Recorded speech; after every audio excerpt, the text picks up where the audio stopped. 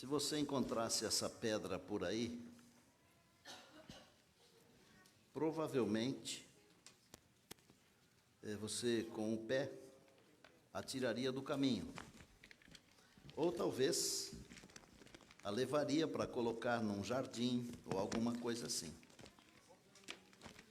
O que talvez você não saiba é que essa pedra aqui é um citrino amarelo, que quando trabalhada por alguém que entende, vira essa pedra aqui. Ok? Essa pedra aqui é o crente no momento que ele aceita Jesus. E Jesus não espera o crente estar assim para aceitá-lo. O Senhor Jesus aceita assim, bruto, ou bruta, como a pedra está, ok? E ao o crente permitir que Jesus o lapide, ele fica assim. Esta aqui, talvez você não chutaria, e nem levaria para o jardim, mas levaria para casa. Estas daqui, elas têm história. Esse é o segundo casal que anda comigo. O primeiro casal me roubaram.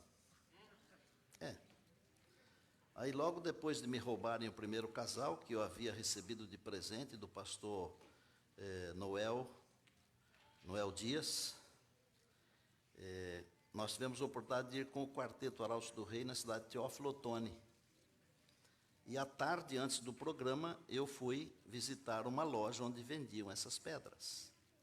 E eu expliquei para o dono da loja que eu queria comprar um casal de pedras, uma bruta e uma lapidada. O que eu não sabia é que elas custavam tão caro. Eu pensei assim na minha ingenuidade, não é? Eu não entendo de pedras. Eu pensei assim, eu vou pagar uns R$150, isso tem quase 20 anos, é claro, não é? R$200 no máximo. Aí quando eu perguntei o preço, eu não caí para trás, mas eram R$1.500. E eu disse para o senhor, olha, muito obrigado, eu não posso comprar. Eu disse, eu iria usar para ilustrar o meu sermão, mas é muito caro, eu não tenho esse dinheiro. Quanto que o senhor pensou pagar? Não, eu nem vou falar para não ofender o senhor. Eu pensei que eu ia pagar uns R$200. Ele falou, R$200 é o que custa para lapidar uma pedra. E eu o convidei para ir assistir o programa. Ele foi assistir o programa à noite no ginásio lá em Teófilo Otoni. Ele gostou. Me procurou depois do programa e falou assim, qual é o hotel que o senhor está? O senhor vai embora hoje? Não, vou embora amanhã. Ele disse, então deixa na portaria do hotel os R$200 e eu vou levar o casal de pedras para o senhor, porque o que o senhor faz, pouca gente faz. Eu vou contribuir com o seu ministério. Ele falou desse jeito. E me levou essas pedras lá. E eu deixei os R$200 lá. Por que eu trouxe essas pedras aqui? Primeiro, para mostrar para você que qualquer um de nós, nas mãos de Jesus, pode se tornar uma pedra preciosa. Sabia? As pessoas acham que muitos de nós somos muito bons, sabe? Nós não somos muito bons. Nós somos apenas instrumentos da mão de Deus, nada mais. Quando a música ou a palavra, quando estas coisas espirituais tocam o coração, não é porque nós somos bons. Os cantores e eu, nós nos preparamos, nós oramos, nós trabalhamos, nós pagamos um preço elevado para ter esse nível. Mas nós somos apenas instrumentos e nada mais. Qualquer um de vocês que estão nos acompanhando pela internet, qualquer um pode ser uma pedra lapidada nas mãos de Deus. Os que trabalham sabem que é importante trabalhar com ferramentas apropriadas, afiadas. Você não consegue fazer um bom trabalho se as ferramentas não são boas. é o mesmo que fazer uma comida. Pode ser um excelente cozinheiro, mas se os ingredientes não forem de primeira, é difícil sair uma comida espetacular. Deus quer nos usar como instrumentos poderosos, afiados, prontos. Eu quero, mais do que pregar um sermão, nesse último momento juntos desta ocasião, eu quero compartilhar uma ideia com vocês, que eu descobri aqui na Bíblia. E a ideia está relacionada com a história de Davi, quando ele enfrentou Golias, está em 1 Samuel 17. 1 Samuel 17. Há duas coisas que me impressionam na história de Davi contra Golias. Não é o fato dele ser pequenininho e o gigante grandão. Isso impressiona muita gente, mas a mim não. O Deus que eu conheço, ele desconhece os tamanhos, porque ele é muito maior do que qualquer tamanho. O Deus que eu conheço, ele desconhece a força, porque ele é maior do que qualquer força. Quando eu digo ele desconhece, eu quero dizer que ele não está preocupado com isso, com tamanho e força. Ok? E num verso bíblico, num verso só da história de Davi, eu vou ensinar para você duas coisas. Primeiro, vou ensinar para você que para cada gigante da nossa vida, Deus tem uma pedra. Gravou? Primeira coisa, para cada gigante da vida, Deus tem uma pedra. E todos nós enfrentamos gigantes. E alguns são muito maiores do que o Golias. São terríveis. Ok? Segundo, num verso da Bíblia, o mesmo verso, eu vou ensinar para você que quem derruba o gigante, ou os gigantes da nossa vida, é Deus. Tá bom? Vamos ler então um versinho da Bíblia, da história de Davi enfrentando Golias. Eu vou ler aqui o verso de número 49.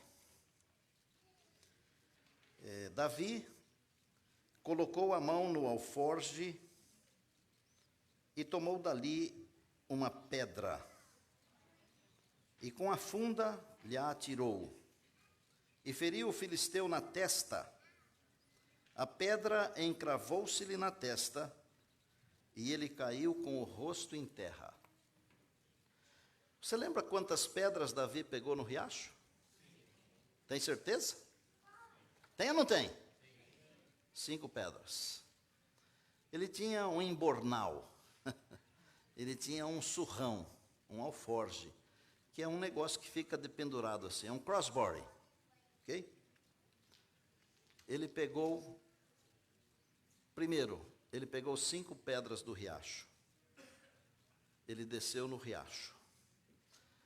De um lado estava o exército dos filisteus, do outro lado estava o exército do povo de Deus. 40 dias, o gigante Golias desceu ali no ribeiro e afrontou o exército do Senhor. Ele queria uma disputa, lutar com alguém.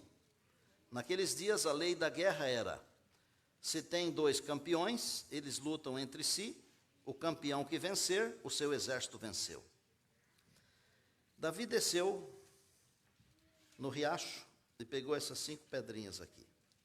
Aí a Bíblia diz que ele pegou uma delas, colocou na funda.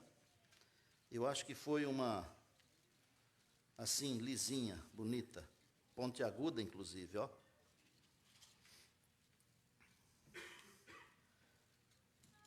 Às vezes eu fico pensando o seguinte, Davi com uma pedra derrubou um gigante. E às vezes nós fazemos coisas nesta vida aqui tão grandes quanto derrubar um gigante, não é? Nós não podemos correr o risco de pensar que o que fizemos foi feito por nós mesmos. Temos que entender que foi feito pelo poder de Deus. Você escutou eu ler na Bíblia que o gigante caiu com o rosto na terra? Isso quer dizer que ele caiu para frente ou para trás? Você já tinha pensado nisso? Quando um indivíduo toma um tiro, por exemplo, na face, na testa, O projétil bate aqui, e o que acontece com ele? Vai para trás. Se ele toma uma pedrada na testa, para onde ele cai? Para trás. Por que que o gigante Golias caiu para frente? Para ensinar para você e para mim que quem derruba os gigantes da nossa vida é Deus. Aí outro dia alguém me falou assim, mas eu já li esse negócio um monte de vezes e não pensei nisso, que ele caiu para frente. Ou seja, quantos de vocês já leram a história e não tinham pensado nisso? Só para eu ter uma noção, levanta a mão, sem vergonha mesmo, sem medo. Até outro dia, mesmo tendo lido a Bíblia dezenas de vezes, eu também não tinha visto isso. Mas Deus, em sua generosidade, falou, Neumuel, como você gosta de falar para o meu povo, vou te dar mais um trunfo. Você sabe que Deus tem um monte de trunfo no bolso? Peça para Ele, Ele dá. Eu contei a história aqui do caranguejo ou não? Contei. Eu pedi para Deus um trunfo, uma luz, e Ele me deu. Deus dá. Então, está claro que quem derruba os gigantes da vida é Deus? Está claro para você, sim ou não? Sim. Então, voltando à primeira ideia. Por que que Davi pegou 5 pedras e não uma? Eu tenho escrito aqui na minha Bíblia, porque a minha Bíblia, ela está cheia de anotações. Não sei se dá para ver aí, ó. Isso aqui é só sobre a luta de Davi e Golias. Por exemplo, anotei aqui, ó. Golias tinha mais 4 irmãos gigantes, 2 Samuel 21, 15 a 22 e 1 Crônicas 20, de 1 a 8. Falando sobre a agilidade de Davi, que tinha matado um urso e um leão, não era só Davi que era bom, não. Na tribo de Benjamim, a Bíblia diz que tinha 700 atiradores canhotos, que eles atiravam com a sua funda num fio de cabelo e não erravam. Então, não sou só eu, não é só você. Deus tem um monte de gente. Deus tem mais 7.000 que não dobraram os joelhos a Baal. Deus tem.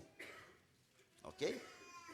Agora, por que será que se Davi tinha tanta confiança assim em Deus, por que que ele pegou 5 pedras e não uma só?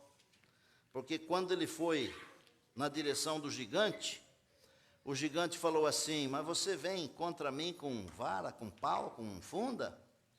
Eu vou arrebentar com você, moleque. Eu vou dar suas carnes para as feras. O que que o Davi falou? Você vem a mim com a lança, com etc e tal, mas eu vou a ti em o nome do Senhor dos Exércitos de Israel, a quem tu afrontaste.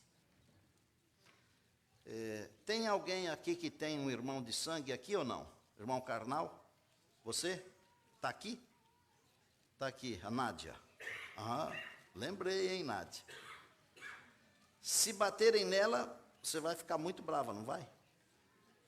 E se bater nela, você também vai ficar brava, não vai? Se tiver 2 irmãos de sangue brigando, não entra no meio não, viu? Sabe por quê? Eles param a briga, eles se juntam e batem em você. Eu estou mentindo? Alguém já enfrentou essa situação de apanhar por ir apartar a briga de 2 irmãos? Vocês sabem o que eu estou falando. É o sangue, gente. É o sangue. Eu tenho 8 irmãos, 6 homens e 2 mulheres. E nós somos muito família, e é família de italiano, que fala alto. E quando reúne, todo mundo quer falar com uma coisa, e se reunir ao redor da mesa para comer, então aí que ninguém aguenta. Mari, lembra quando a gente reunia a família toda, que dava quase 100 pessoas? A minha mãe cozinhava aquele mundo de coisa assim, e aquele povo comendo e falando, um querendo que o outro entendesse, e vai subindo a temperatura, ninguém entende nada. São os irmãos. Eu vou falar uma coisa aqui, que não está escrito nem no Espírito de Profecia, não foi a senhora White que escreveu, nem nos demais livros inspirados e nem na Bíblia, mas está aqui no meu coração. E eu tenho o direito de raciocinar. Davi deve ter pensado assim, eu vou derrubar o gigantão e os irmãos. Então está aqui uma para Golias e uma para cada um dos irmãos. porque de repente o negócio vira contra mim. E por que Davi pegou 5, gente? Para me ensinar que para cada gigante, e eu estou falando coisa que está na Bíblia, hein? Golias tinha, eu já citei os textos bíblicos aqui, ele tinha 4 irmãos. Tinha um deles que era tão grande, que tinha 6 dedos na mão direita, na mão esquerda, 6 no pé direito, 6 no pé esquerdo. É muito grande, muito grande. 5, porque para cada gigante da nossa vida, Deus tem uma pedra. Eu posso afirmar a você o seguinte: se você estiver enfrentando um gigante, e for a ele em nome do Senhor dos Exércitos, Deus vai derrubar o gigante para você. Deus vai derrubar o gigante para você. Agora, é importante você ter uma pedra para cada gigante. Tá bom? Paulo, quando falou desse negócio, ele falou assim: revesti-vos de toda a armadura de Deus.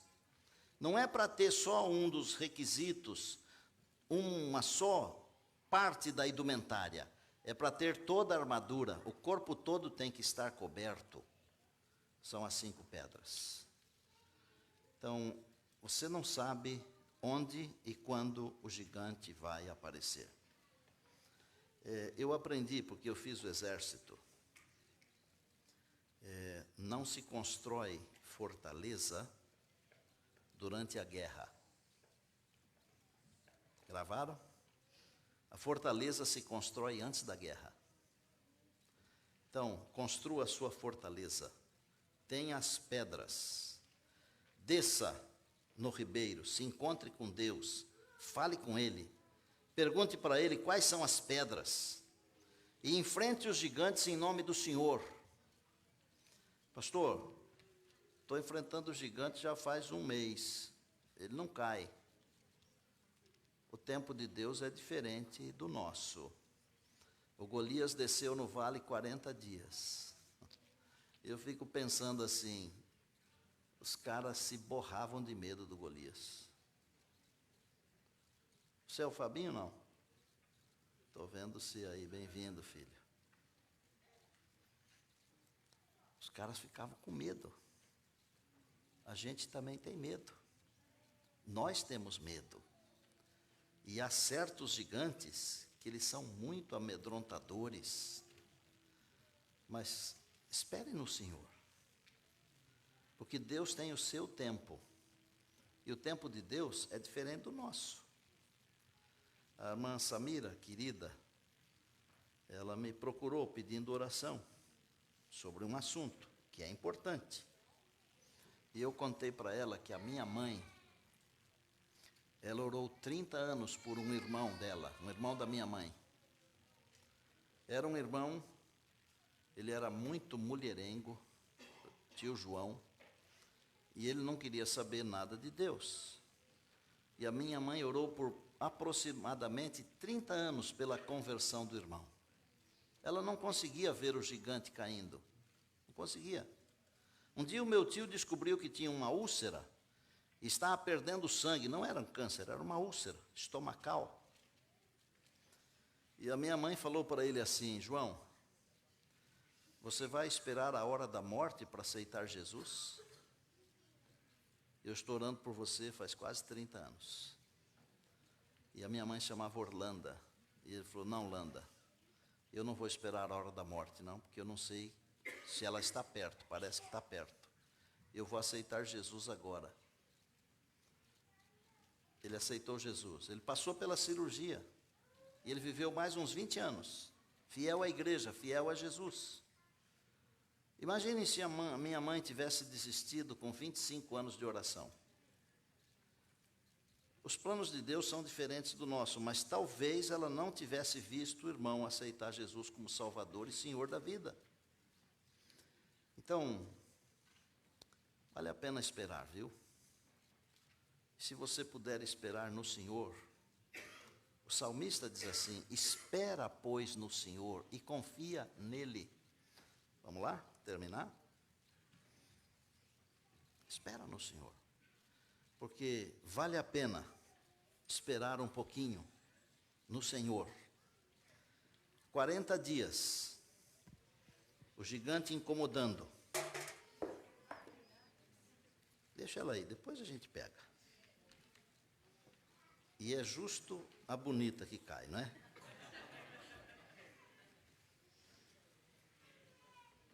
Quarenta dias esperando. 40 dias. Esse 40, ele pode não significar 40 para você. Ele pode significar quase que uma existência inteira. Às vezes ele significa 5 dias. E às vezes significa a duração de uma prece. Ok? Lembre-se, quem derruba os gigantes da nossa vida é Deus. E o Senhor nosso Deus, para cada gigante, Ele tem uma pedra. Não desanime, não desista, never give up. Ok? O último convite que eu quero fazer é o seguinte.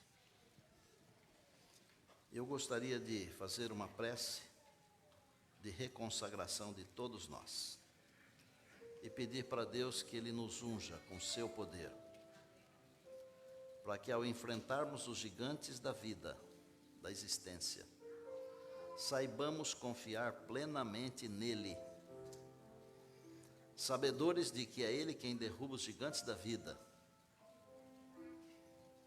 e que para cada um dos gigantes que temos que enfrentar, o Senhor nosso Deus tem uma pedra. Eu gostaria que ao você ouvir a música, você se aproximasse aqui de nós. Quando eu digo você, eu quero dizer todos vocês. Uma junção aqui, nós vamos ficar todos juntos e misturados aqui, com o Senhor nosso Deus, com o nosso Salvador e Senhor, o Senhor Jesus, com Deus Espírito Santo, que durante essa semana tocou o nosso coração, de todos nós, dos cantores, o meu, o seu e também o seu. Essa oração é também para você, que está acompanhando a gente aí, tá bem? Vale a pena esperar um pouquinho em Deus.